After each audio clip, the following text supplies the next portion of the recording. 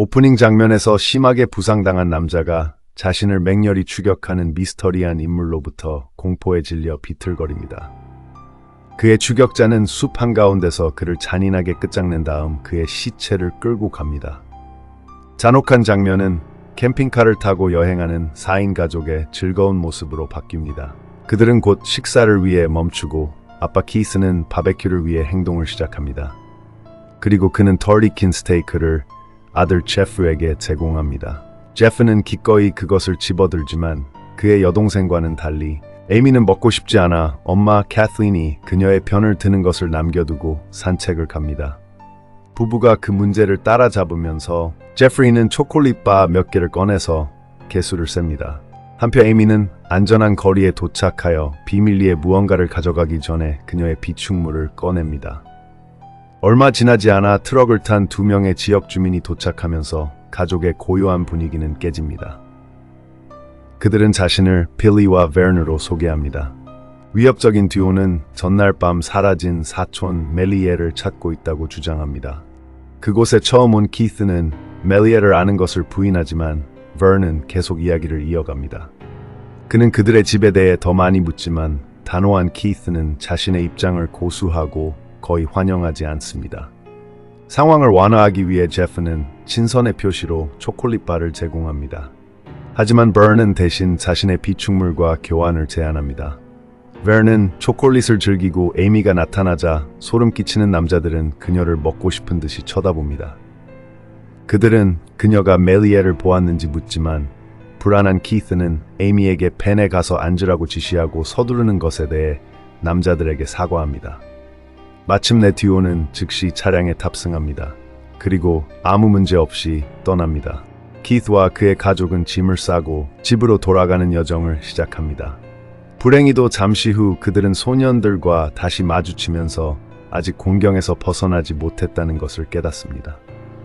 그들의 트럭은 겉보기에는 고장난 것 같지만 캐슬린은 베르니 샷건을 들고 있는 것을 보고 그 이야기를 믿지 않습니다.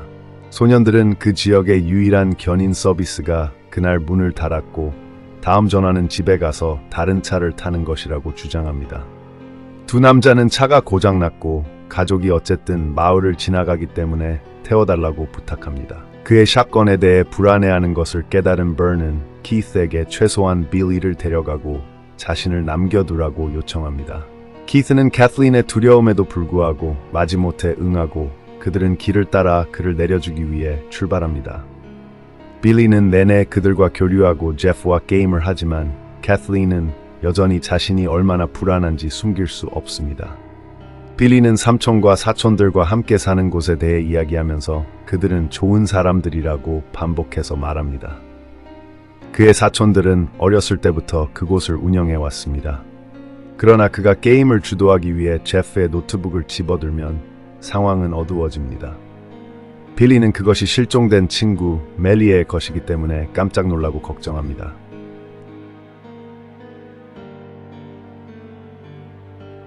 제프는 아무것도 모르는 빌리를 공격합니다. 놀랍게도 빌리가 천천히 굴복하더라도 제프가 아무 짓도 하지 않은 것처럼 모두가 침착함을 유지합니다. 그런 다음 가족이 실제로 전날 밤 멜리에를 제거했음이 밝혀졌습니다. 한편 우리는 빌리의 사촌 중 한 명이 일상을 즐긴 후 무기를 내려놓는 것을 봅니다.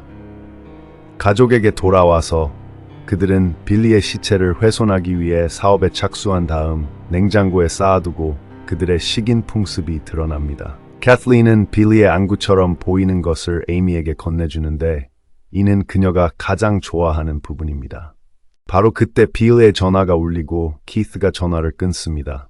그런 다음 그는 주인을 기다리게 하고 싶지 않기 때문에 서둘러야 한다고 덧붙입니다. 집에서 모두가 페이라고 부르는 빌리의 삼촌은 빌리의 사촌들과 합류합니다. 줄리와 사바나는 저녁 식사를 합니다. 몇 분 후 노크 소리가 그들을 방해하고 키스가 가족과 함께 도착하는 것을 보고 놀랍니다. 가족은 빌리가 그들을 만난 후 그들을 그들의 길로 보냈다고 사촌들에게 알립니다. 그들은 빌리와 베르니 멜리에를 찾고 있을 때 캠핑카가 고장났을 때 두 사람을 우연히 만났다고 주장합니다. 이 말을 듣고 그들은 그들을 환영합니다. 키스는 즉시 전화를 사용할 수 있는지 물어보며 빌리만 전화를 가지고 있다는 말을 듣고 기뻐합니다. 그러나 저녁 식사 중에 사바나는 빌리가 도중에 그들을 만났다면 왜 집으로 데려다 주지 않았는지 묻습니다. 캐슬린은 빌리와 버니 멜리에를 찾고 있을 때 빌리가 도보로 이동 중이었고 차량은 버넌과 함께 있었고 버넌은 따로 이동했다고 설명합니다. 이 질문은 즉시 그들을 경계하게 만들고 그들은 모두 무기를 꺼내 세 사람을 공격합니다. 하지만 갑자기 빅맥이라는 거구의 거인이 저녁 식사를 위해 도착하고 팀은 동요하여 모두 무기를 숨깁니다.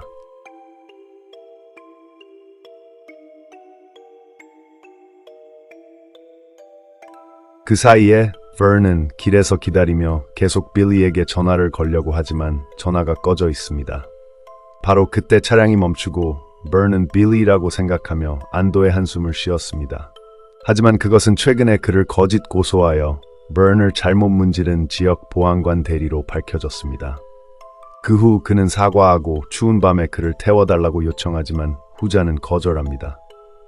버넌은 LA에서 온 친절한 가족이 빌리를 태워주었고 곧 돌아올 것이라고 밝힙니다. 보안관 대리는 의심스러운 상태를 보고도 떠납니다. 제프가 그에게 스파이크 초콜릿바를 주었고 그것이 그의 배탈을 일으켜 자주 토하게 만든 것으로 밝혀졌습니다. 집으로 돌아온 제프는 그들에게 사탕을 제공하고 PA는 집안에서 아무도 이빨을 보존하기 위해 과자를 먹지 않는다고 말합니다. 하지만 줄리는 어쨌든 제프에게서 2개를 고르고 비그맥과 하나를 공유합니다. 나중에 에이미는 화장실에 간다고 변명합니다. 하지만 대신 그녀는 기회를 포착하여 자신의 물건을 챙깁니다. 하지만 그녀는 사바나가 바로 밖에서 기다리고 있고 그녀의 엄마가 준 안구가 그녀가 눈치채지 못한 채 떨어지자 불안해합니다. 에이미는 사바나와 완벽하게 유대감을 형성하지만 줄리는 거실로 다시 불러들여 순간을 짧게 만듭니다. PA는 사바나가 피아노 실력으로 빛나는 밤의 엔터테인먼트를 위해 그들을 환영합니다. 얼마 지나지 않아 PA는 밤 동안 부부를 방으로 안내하고 소녀들은 제프를 빌리의 아늑한 방으로 안내합니다.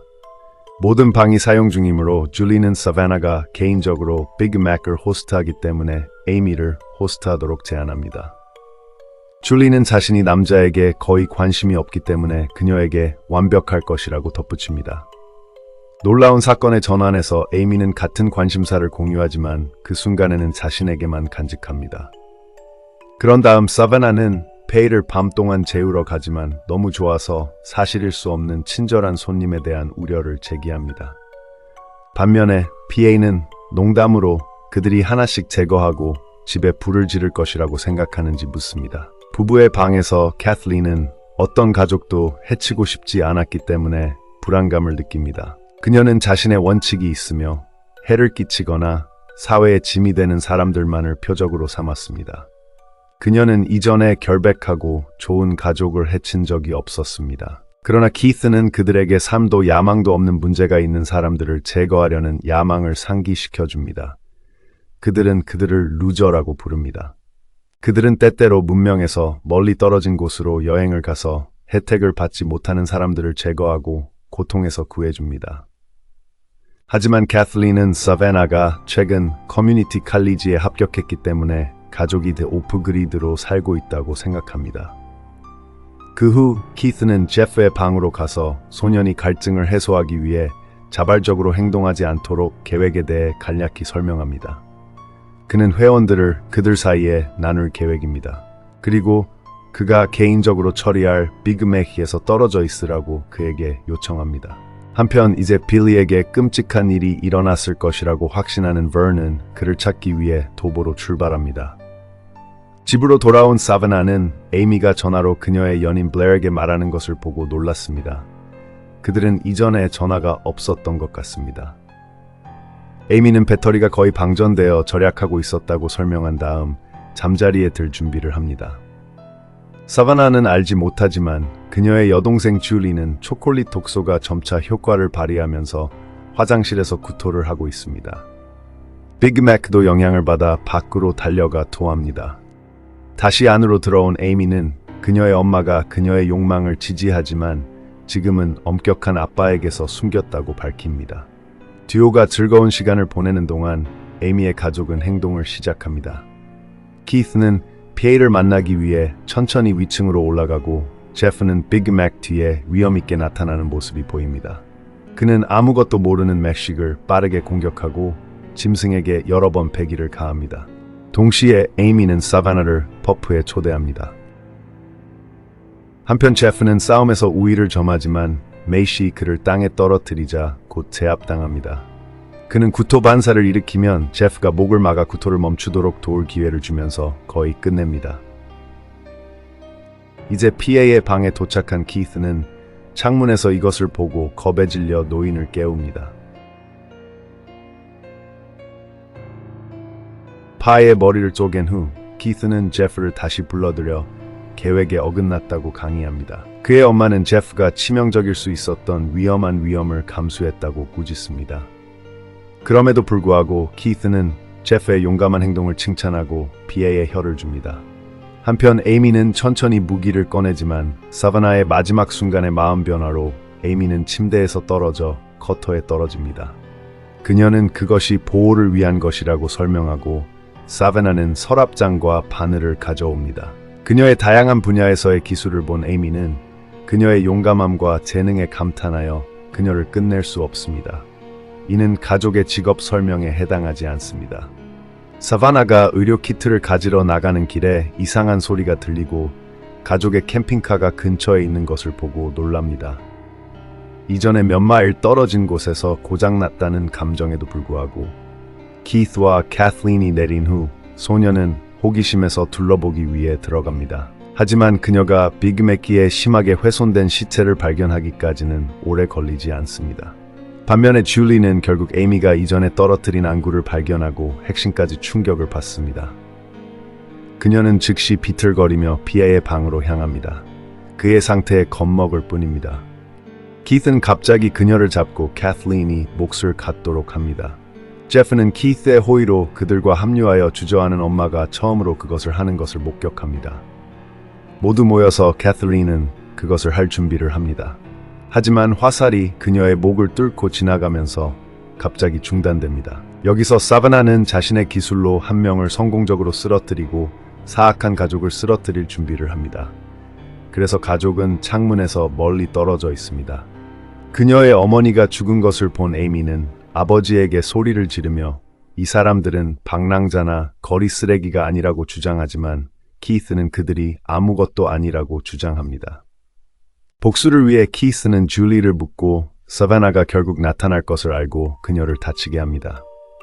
사실 저격수는 창문을 통해 침실로 몰래 들어가 운 좋게 에이미의 전화를 찾습니다. 그녀는 즉시 도움을 요청하지만 제프가 그녀의 말을 듣고 방으로 다가가면서 거의 모든 세부 사항을 제공하지 않습니다. 전화를 받은 보안관 대리는 상관에게 에이미의 전화번호와 지역번호가 로스앤젤레스에서 온 것이라고 말합니다. 그는 버니 레이에서 온 친절한 가족이 빌리를 태워주었다고 말한 것을 기억합니다. 반면에 사바나는 제프를 쉽게 쓰러뜨립니다. 그녀는 그를 이용하여 나중에 여동생의 석방을 협상합니다. 그러나 키스는 그녀의 여동생을 끝내겠다고 맹세하고 에이미는 그녀의 정신병자 아빠가 확실히 그렇게 할 것이기 때문에 제프를 놓아달라고 간청합니다. 여동생을 두려워한 그녀는 제프를 놓아주지만 에이미는 그녀를 사로잡는 것을 돕기 위해 그녀에게 등을 돌립니다. 그녀의 정신병자 아빠는 비그맥의 혀를 요리하고 줄리에게 냄새가 익숙한지 농담으로 묻습니다. 그녀에게 명확한 힌트를 주기 위해 키스는 비그맥의 훼손된 팔을 가져옵니다.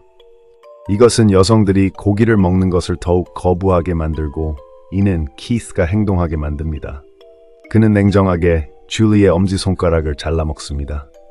설상가상으로 그는 사바나로 옮겨 그녀의 재능 있는 손가락을 빼냅니다. 그러나 사바나의 마지막 순간의 발언은 에이미가 그녀와 성관계를 가졌다고 주장하면서 그의 계획을 중단시킵니다. 아버지의 반응을 본 그녀는 자신의 숨겨진 성적 취향과 약물에 대해 털어놓고 키스를 놀라게 합니다. 아버지와 딸이 이 문제에 대해 대립하게 되자 사바나는 탈출 시도를 서두를 순간을 얻고 아슬아슬하게 풀려납니다. 그녀는 몰래 포크를 집어 키스의 눈에 꽂아 에이미가 반응하도록 합니다. 놀랍게도 고통에도 불구하고 괴물은 자신의 눈을 먹습니다. 여기서 버는 운 좋게 집에 도착하여 그에게 총을 쏘고 제프가 그를 구출하기 직전에 잠시 그를 움직이지 못하게 합니다. 모두가 목숨을 걸고 싸우고 그룹이 이기기 위해 혼돈이 발생합니다. 사바나는 제프와 함께 부엌으로 가서 손을 태우고 끓는 물로 얼굴을 데웁니다. 그가 고통으로 약해지자 사바나는 그의 목에 압력을 가하여 그를 죽입니다. 버니 아버지와 맞서 싸우는 동안 키스는 근처에 칼을 잡고 버를 찌릅니다. 그를 즉시 죽입니다. 키스는 이것에 만족하지만 이제 자유로운 줄리는 키스에게 깊은 이발을 할 기회를 얻습니다. 그 후 불쌍한 자매들은 마침내 안도의 한숨을 쉬게 됩니다. 하지만 에이미가 일어나 줄리를 치명적으로 찌르면서 끝나지 않았다는 것을 곧 깨닫습니다. 격분한 사바나는 에이미를 쫓아가 잔인하게 땅에 눕히고 피아노에 얼굴을 부딪힙니다. 그러나 그녀는 장대한 마지막 춤을 허용합니다. 느리고 고통스럽게 만들고 그녀에게 도망치라고 촉구합니다. 하지만 사바나가 악몽을 끝내려고 할 때 사바나는 방금 도착한 바보 보안관 대리에게 살해당합니다. 보안관 대리는 그 장면에 속아 주인에게 심하게 대우받은 것 같은 손님들에게 미안함을 느낍니다. 그는 즉시 의료 지원을 요청하고 본부의 마을 사람들이 무고한 관광객 가족을 죽였다고 보고합니다. 잠시 후 보안관 대리는 소음을 듣고 조사를 시작하여 가족의 캠핑카로 이어집니다. 그리고 갑자기